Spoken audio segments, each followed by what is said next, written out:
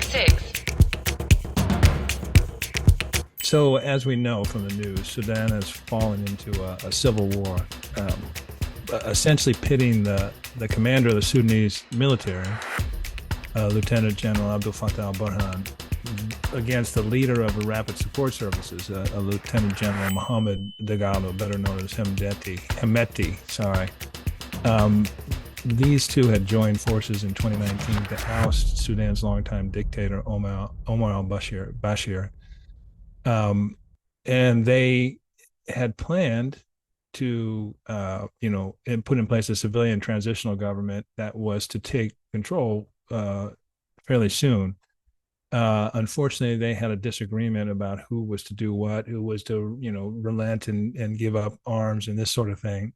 And it erupted into warfare on April 15th. So this key East African country is in the middle of a civil war, significant bombing of civilian and urban areas, street battles, artillery fire, tens of thousands of Sudanese fleeing their homes, millions trapped in Khartoum, diminishing supply, all the bad things that come with this sort of event.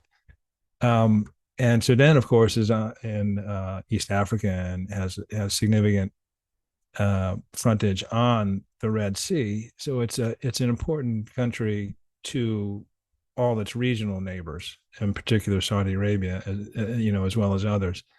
And the point of this one big thing is really just to talk about Saudi Arabia as a regional actor, responsible regional actor, and soft power, really. It's no deeper than that, but so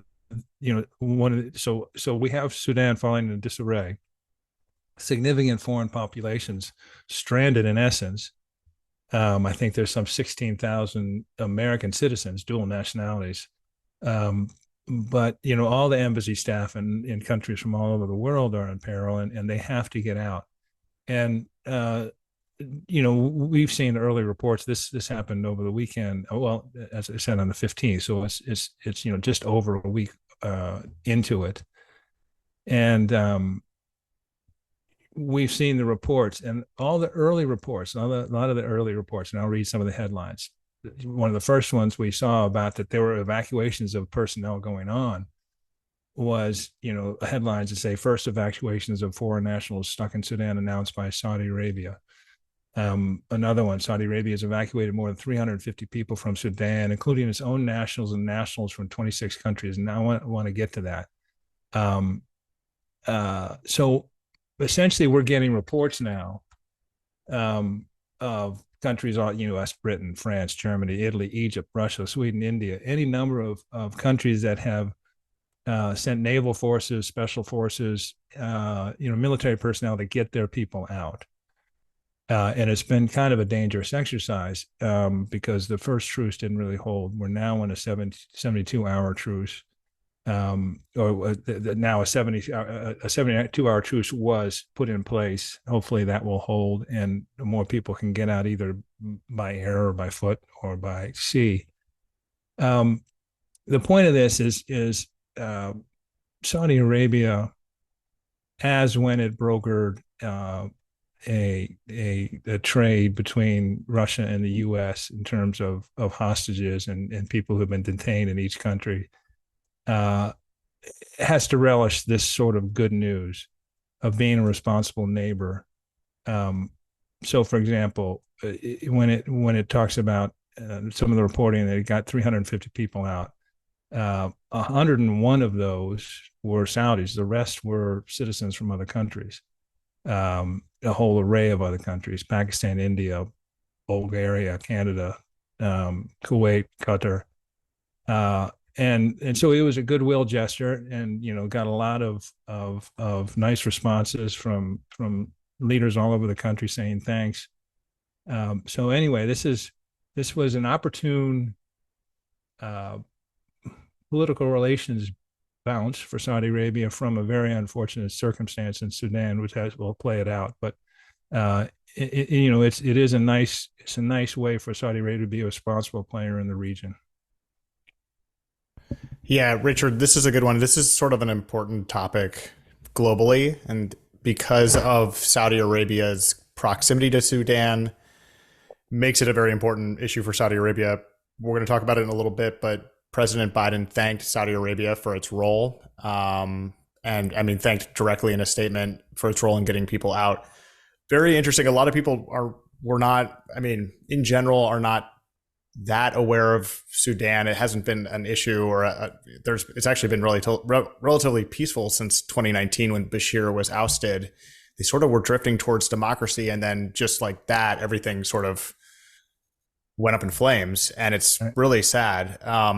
What's interesting is Sudan has a 530-mile coastline on the Red Sea, and just directly across from that is all Saudi Arabia. So maximum width of that is 190 miles. So Saudi Arabia is by far the best placed neighbor to help evacuate civilians and those not fighting in this conflict out of the country, because the airports are shut down and in some cases damaged or even destroyed.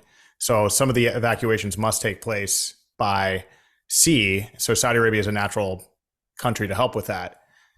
As of Tuesday, Richard, 356 people, I think this is the latest, 356 people, 101 Saudi citizens, as you mentioned, 255 others belonging to 26 nationalities. I think that number will go up. A lot of these people are landing in Jeddah, the port city, and then will fly out of Jeddah to their home country. But yeah, this is just a really sad situation. And we are hoping really for two things. One, that neighboring nations, not Saudi Arabia, but neighboring African nations are not drawn into this. They're not drawn into taking a side or supporting one side and making it worse.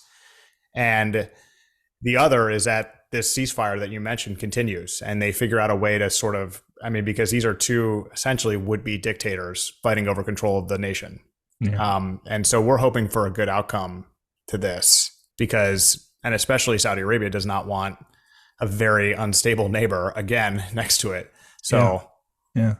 And that's a good point about proximity, because if you're going to get off the continent, you got to go east and across the Red Sea. That's as good as anything. And people are trying to walk out. People are like, a lot of them have gotten out.